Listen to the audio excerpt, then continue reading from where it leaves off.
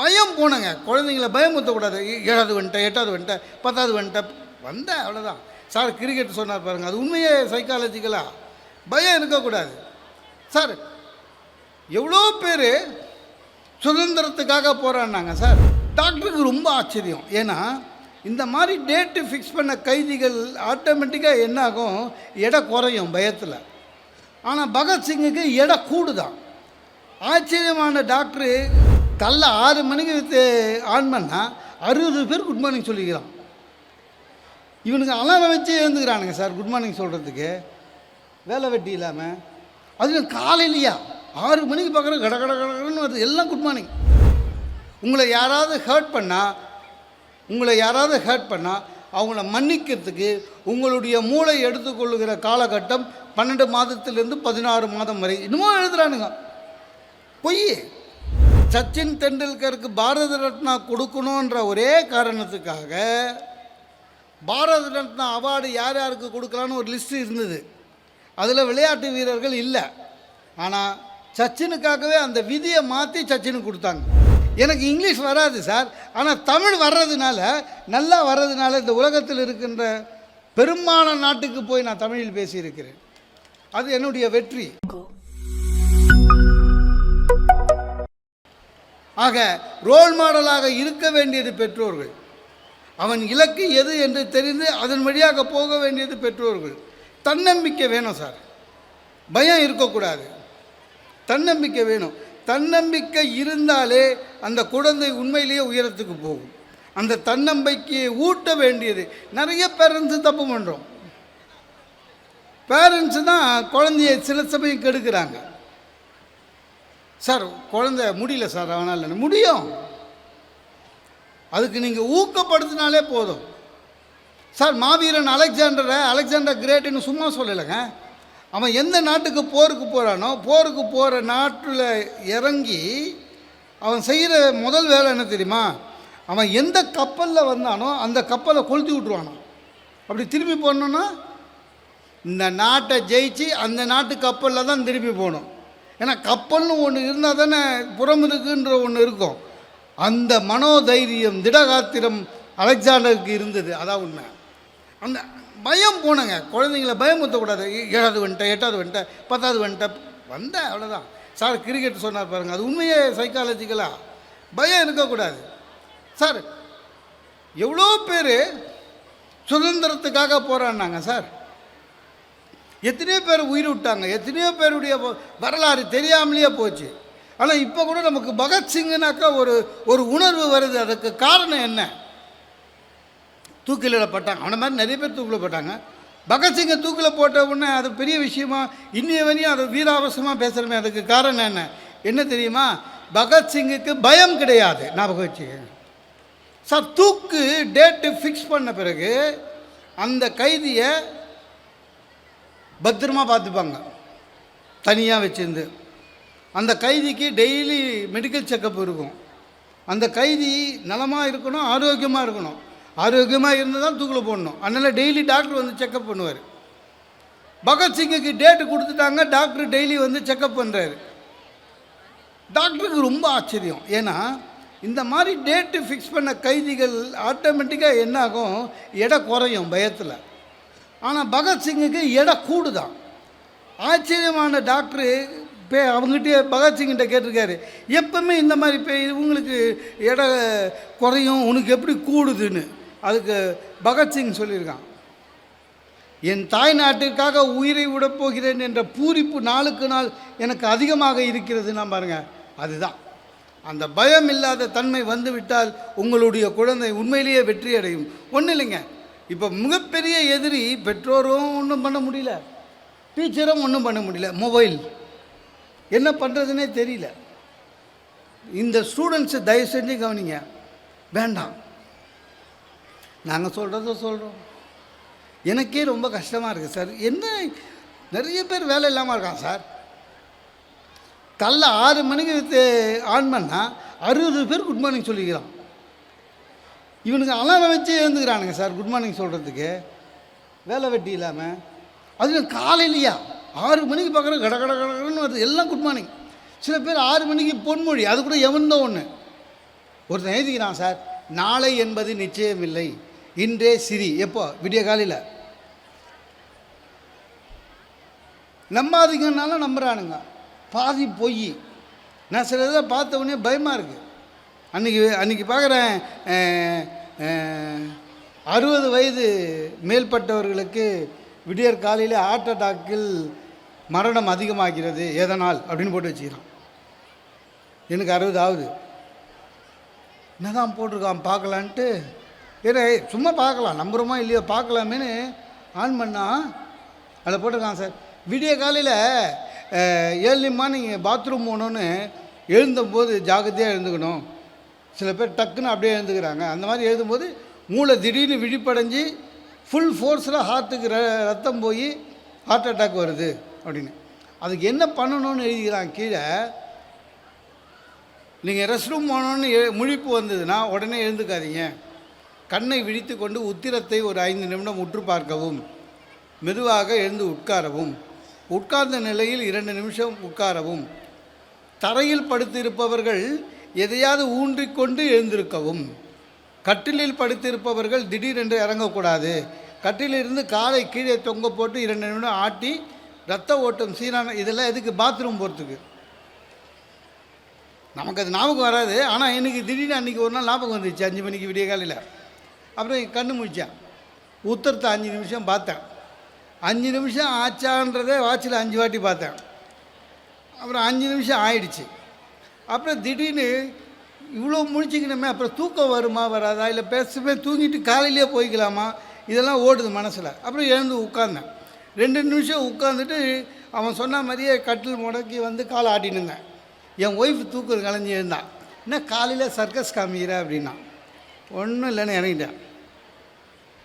எல்லாமே தப்பு. உங்களை யாராவது ஹர்ட் பண்ணால் அவங்கள மன்னிக்கிறதுக்கு உங்களுடைய மூளை எடுத்துக்கொள்ளுகிற காலகட்டம் 12 மாதத்திலிருந்து 16 மாதம் வரை. இன்னமும் எழுதுறானுங்க பொய். இது ஒரு ஆராய்ச்சின்னு சொல்கிறான். அதாவது நம்மளை யாராவது ஹர்ட் பண்ணிட்டாங்கன்னா அவங்கள நம்ம மன்னிக்கிறோம்ல, அது மூளை தானே மன்னிக்குது. அதுக்கு நம்ம மூளை எடுத்துக்கிற டைமு காலகட்டம் 12 மாதம். பொய். 20 வருஷம் ஆகுது எனக்கு கல்யாணம் ஆகி. எங்கள் மாமனார் இப்போ நினச்சா கூட நம்மளுக்கு பிபி ஏறும். ஆமாங்க, பொண்ணு எப்படின்னு அவருக்கு தெரியும். தெரிஞ்சு நம்மளுக்கு கல்யாணம் பண்ணி கொடுத்துட்றாரு. அதெல்லாம் போய் இந்த குழந்தைகளுடைய இன்றைய பிரச்சனை தாழ்வு மனப்பான்மை. அது பெற்றோர்களாலும் வருகிறது, வெளியுலகத்தாலும் வருகிறது. தயவு செய்து குழந்தைகளே, தாழ்வு மனப்பான்மையே இருக்கக்கூடாது. இதெல்லாம் ரொம்ப கஷ்டம். நிறைய பிள்ளைங்களை நான் பார்க்குறேன், அது வரும். என்னென்னா, ஒரு 16 வயசு ஆனாலே கண்ணாடி முன்னால் நிற்க தோணும். பையனாக இருந்தால் அப்படியே நிற்பான், மீசாடி. இன்னும் கொஞ்சம் உயரமாக வந்திருக்கலாமோ, இன்னும் கொஞ்சம் உடம்பு போட்டிருக்கலாமோ, இன்னும் கொஞ்சம் சிவப்பாக இருந்திருக்கலாமோ. யார்? பையன். பெண்கள் இன்னும் அநியாயம். அதில் சில பெண் குழந்தைங்கள் வந்து கருப்பாக இருந்தது வச்சுங்களேன், ரொம்ப கவலைப்படுதுங்க. கருப்பாக இருக்கும்னு. அட, கருப்பு தாம்மா உண்மையிலேயே அழகு. அதை முதல்ல நினச்சிக்கோங்க. இந்த உலகத்தில் கருப்பு தான் அழகு சார். ராமன் கருப்பு, கிருஷ்ணன் கருப்பு, கிளியோபாட்ரா கருப்பு, திரௌபதி கருப்பு, எல்லாம் கருப்பு. அது தெரியல. நம்ம ஆளுங்க சும்மா ஒரு நம்ம உள்ளேயே சும்மா தாழ்வு மனப்பான்மை. ஒன்று சார் சொன்ன மாதிரி தான். வெற்றி அடைந்து விடு, உலகம் உன்னை விசாரிக்கும். ஆனால் அதே சமயத்தில் ஒழுக்கமும் முக்கியம் சார். எல்லாரும் சச்சின் தெண்டுல்கரை இவ்வளோ பெருசாக பேசுகிறோம். இந்த ஸ்டூடெண்ட்டுக்கும் தெரியும், Sachin Tendulkar god of the cricket இவ்வளோ பேசுகிறோம். சரியா? சச்சின் தெண்டுல்கருக்கு பாரத ரத்னா கொடுக்கணுன்ற ஒரே காரணத்துக்காக பாரத ரத்னா அவார்டு யார் யாருக்கு கொடுக்கலான்னு ஒரு லிஸ்ட்டு இருந்தது. அதில் விளையாட்டு வீரர்கள் இல்லை. ஆனால் சச்சினுக்காகவே அந்த விதியை மாற்றி சச்சினுக்கு கொடுத்தாங்க. அப்போ சச்சினுக்கு அவ்வளோ பெருமை. இதில் என்ன விசேஷம்னா நண்பர்களே, சச்சின் ஆடின அதே கிளப்பில் சச்சினோட க்ளோஸ் ஃப்ரெண்டு அதே வயசு வினோத் காம்ப்ளின்னு பேர். சச்சின் மாதிரியே ஹீஸ் ஆல்சோ டெக்னிக்கல் பிளேயர். நின்று நிதானமாக ஆடுறவன் ஷாட் அடிப்பான். வினோத் காம்ப்ளின்னு பேர். 2 பேரும் ஒரே கிளப்பு, மும்பையில் ஒரே கிளப்பில் விளையாடினாங்க. 2 பேரும் பெரிய பணக்காரங்கள, மிடில் கிளாஸ் தான். 2 பேரும் ஒரே கவுண்டி மேட்ச் வந்தாங்க. சச்சின் இவ்வளோ தூரம் மேலே வந்துட்டார், வினோத் காம்ப்ளே காணோம். அதுக்கு காரணம் பர்ஃபார்மன்ஸ். உங்களுடைய பர்ஃபார்மன்ஸ் இருந்ததுன்னா எவனோ உன்னை தட்டி பறிக்க முடியாது. உங்களுக்கு பர்ஃபார்மன்ஸ் முக்கியம், அதே சமயத்தில் ஒழுக்கம் முக்கியம். சார் கோடிக்கணக்கில் விளம்பரம் தரேன், எனக்கு பியருக்கு அட்வர்டைஸ்மெண்ட் நடிச்சு கொடுக்கலாம், சச்சின் முடியாதுன்னு சொன்னார் சார். இதுவரையும் மகாராஷ்டிராவில் வந்து அட்வான்ஸு இன்கம் டேக்ஸ் கட்டுற ஒரே மனுஷன் அந்த தான். ஆக தனி மனித ஒழுக்கத்தை காப்பாற்றினால் உலகம் உன்னை மதிக்கும், உன்னை விடா எடுக்குமே. அதே மாதிரி தான் குழந்தைகள் தனி மனித ஒழுக்கம் தேவை. அந்த ஒழுக்கத்தையும் பர்ஃபார்மன்ஸையும் ஐயா அற்புதமாக சொன்னார். எந்த மொழி வேணாலும் கற்றுக்கங்க, ஆனால் தாய்மொழியை விட்டுறாதீங்க. உண்மையிலேயே நீங்கள் ஆங்கிலத்தில் படிக்கிறீர்கள். எனக்கு ரொம்ப மகிழ்ச்சி சார், இந்த பள்ளிக்கூடம் வந்தவொடனே ரொம்ப மகிழ்ச்சி. சார் வந்து ஒவ்வொரு கிளாஸ் ரூமாக காமிச்சார். இது வந்து ஆங்கில வழி போதனா கல்வி நிறுவனம். ஆனால் ஒவ்வொரு வகுப்பு மேலேயும் ஒரு திருக்குறள் எழுதி போட்டு இருக்கே, அது உண்மையிலேயே இந்த பள்ளியை பாராட்ட வேண்டும். நீங்கள் சென்டம் எடுத்தது கூட பாருங்கள், மீதி டிபார்ட்மெண்ட்டை விட தமிழ் டிபார்ட்மெண்ட்டு தான் அதிகம் நினைக்கிறேன், ரைட்? ஆக உண்மையிலேயே மகிழ்ச்சி. ஏனென்றால் ஆங்கிலம் என்பது தொழிலுக்காக பேசுவது, தமிழ் தான் நம்முடைய அடையாளம், மறந்து விடாதீர்கள். எனக்கெல்லாம் இங்கிலீஷ் தெரியாதுங்க, ரொம்ப கஷ்டப்பட்டேன். ஏன்னா நான் படித்தது தமிழ் மீடியம். எனக்கு நல்ல ஞாபகம் இருக்குது, இது 50 வயசு தான்னு உங்களுக்கு தெரியும். நம்மளுக்கெல்லாம் அட்மிஷன் அப்படிலாம் டெஸ்ட்டெல்லாம் கிடையாது சார். காது தொடணும், நாளே கேள்வி கேட்பாங்க. எங்கள் அம்மா கிட்ட நான் சொன்னேன், கான்வென்ட் என்ன இட்டு போய் சேருமான்னு. ஏன்ப்பானாங்க, ஏன்னா அப்போ தான் உங்களுக்கு தெரியும் தப்பு பண்ண இதில் சொல்கிறதுல என்ன இருக்குது. அப்போல்லாம் கான்வென்ட்டுன்றது இந்த கிறிஸ்துவ மிஷின் வச்சு நடத்துவாங்க. அந்த பிள்ளைங்கள்லாம் போகும்போது பார்த்திங்கன்னா ஷூவு, சாக்ஸு, டை, யூனிஃபார்ம்லாம் போட்டு போவாங்க. நம்ம படிக்கிற ஸ்கூலில் சட்டு போட்டு போகிறனாலே பெரிய விஷயம் இல்லை. அதனால் எங்கள் அம்மாகிட்ட வந்து நான் கான்வென்ட்டில் படிப்பேனாங்க. உடனே எங்கள் அம்மா கூட்டி போனாங்க. நான் அட்மிஷனுக்கு நடத்தி கூட்டி போகும்போதே எங்கள் அம்மா சொன்னாங்க, அங்கே மிஸ் இருப்பாங்க, இல்லைன்னா நன்னு இருப்பாங்க. நன்னாக இருந்தால் சிஸ்டர் சொல்லணும், மிஸ்ஸாக இருந்தால் மேடம் சொல்லணும். சரிம்மா, right. First what is your name கேட்பாங்க. என்ன சொல்லுவேன்? Mohanasundaram. What is your mother name? Rani Ammal. What is your father name? Selvaraj. Right, இவ்வளோ தான் கொஸ்டின். போனேன். என் நல்ல காலம் மேடம் இருந்தாங்க. அவங்க டைம் சரியில்லையா, என் டைம் சரியில்லையான்னு தெரியல. What is your name? மோகனசுந்தரம்னு. Very good. What is your mother name? Rani Ammal. Very good.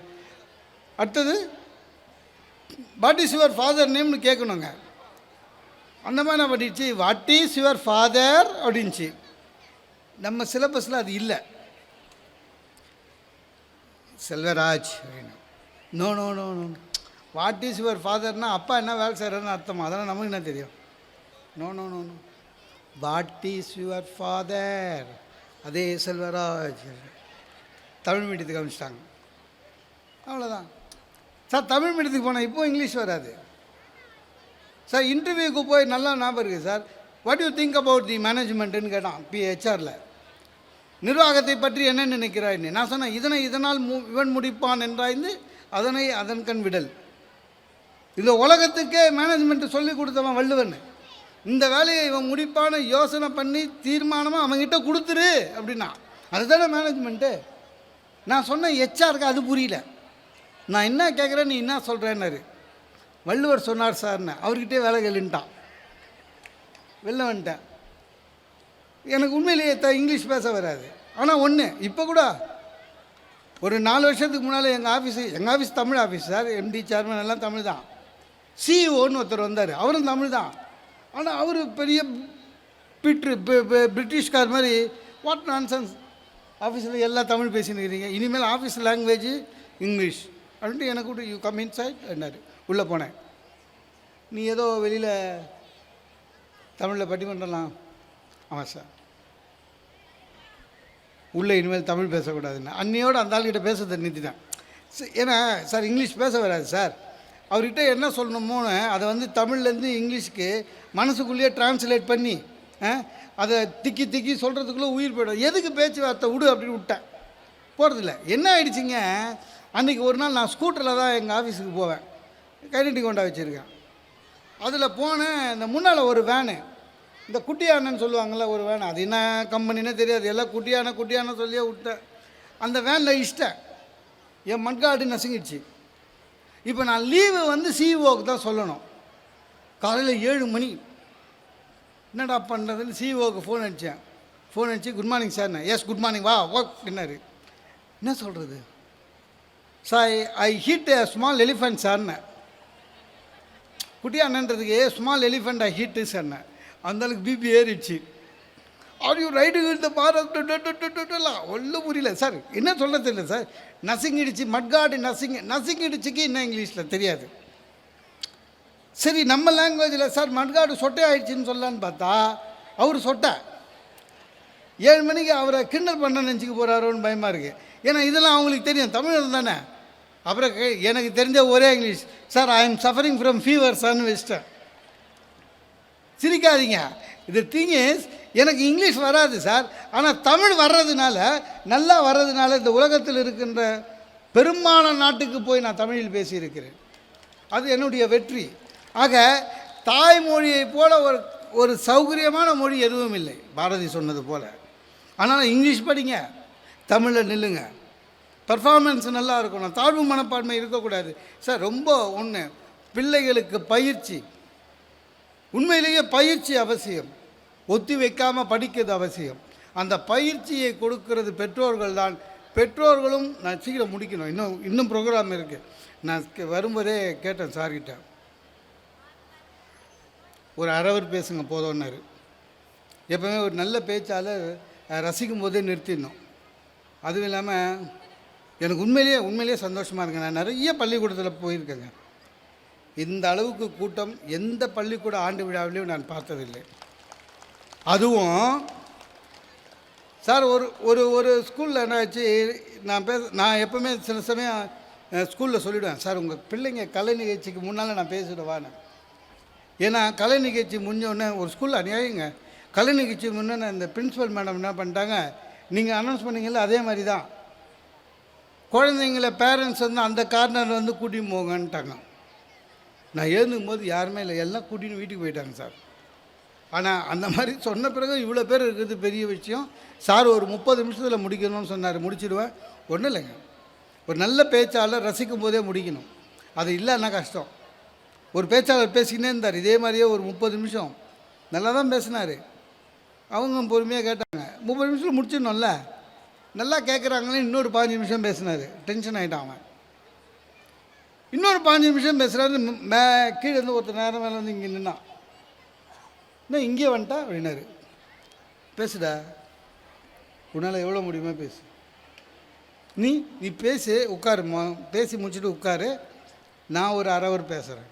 ஏன் உட்காந்து பாரியா தெரியும் முதுகு வலி, ஆளுக்கு அரவர் பேசுகிறீங்கன்னு. அதனால் நிறுத்திடுவேன், கவலையப்படாதீங்க சார். ஒன்று பயிற்சி. பீத்தோவன் என்ற இசைக்கலைஞன் ஒரு கான்சர்ட் முடிச்சுட்டு இறங்குறான். ஒரு யூரோப்பில் இருக்கிற ஒரு லேடி ஓடி போய் அவனுடைய கையை பிடிச்சி முத்தம் கொடுத்து சொல்லுது, கடவுள் உனக்கு இந்த வரத்தை கொடுத்துருக்கிறான். பீத்தோவன் ஒன்றே சொன்னார், மேடம் கடவுள் கொடுக்கல, ஒரு நாளைக்கு 18 ஹவர் ப்ராக்டிஸ் பண்ணுறேன். ப்ராக்டிஸ் தான், கடவுள் கொடுக்கல, சும்மா கொடுக்கல, ப்ராக்டிஸ். சார் ப்ரூஸ்லி கிட்ட கேட்டாங்க, சார் உங்களுக்கு எல்லாருக்கும் தெரியும் ப்ரூஸ்லி, நீங்கள் யாரை எதிர்த்து நிற்கும் போது நீங்கள் பயப்படுவீங்கன்னு. ப்ரூஸ்லி சொன்னார், 10,000 டெக்னிக் தெரிஞ்ச எந்த ஆளாக இருந்தாலும் எனக்கு பயம் இல்லை, ஆனால் ஒரே டெக்னிக்கை 10,000 வாட்டை எவனாவது ப்ராக்டிஸ் பண்ணியிருந்தான் வச்சுங்க, அவனுக்கிட்ட எனக்கு பயம்னா. ஏன்னா ப்ராக்டிஸ் அவ்வளோ முக்கியம். அந்த பயிற்சியை உங்கள் குழந்தைகளுக்கு கொடுத்து விட்டீர்கள் என்றால் உங்களுக்கே தெரியும், பள்ளிக்கூடம் கொடுத்து கொண்டு இருக்கிறது, உங்களுக்கும் தான். எதையுமே பாசிட்டிவாக நினச்சிருங்க, பிள்ளைகளும் சரி பெற்றோரும் சரி. நம்ம பையன் ஜெயிப்பான்றது நினைக்குங்க, நம்ம பையன்தான் சாம்பியன் உங்கள் மனசில் நீங்கள் முதல்ல நினைங்க. நீங்கள் நினச்சி அதை பையனுக்கு ஊட்டுங்க, பையன் சாம்பியன் ஆவான். நன்றி, வணக்கம்.